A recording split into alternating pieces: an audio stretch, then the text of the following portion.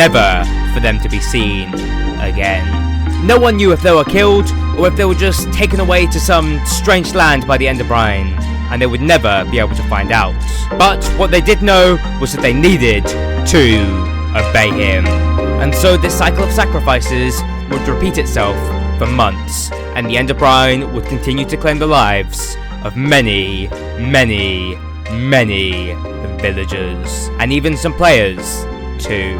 This was a very dark time for the villagers, and it didn't look like life was going to be getting any better anytime soon.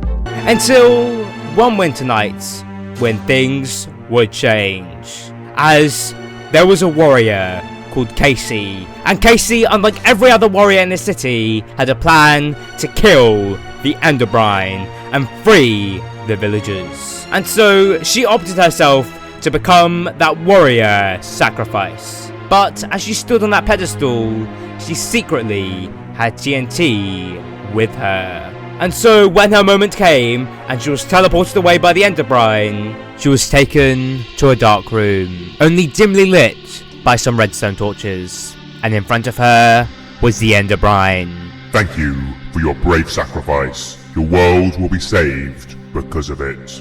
However, before the Enderbrine could act, Casey started placing the TNT that she had secretly brought with her, and before it went off, she was able to equip her blast-proof armor.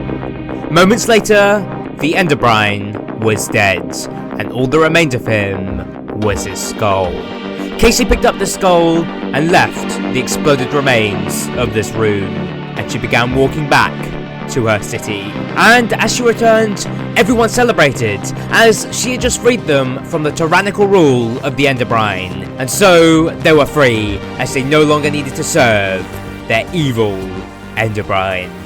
It was such a simple plan, yet somehow it had worked, but maybe not, as the Enderbrine wasn't killed.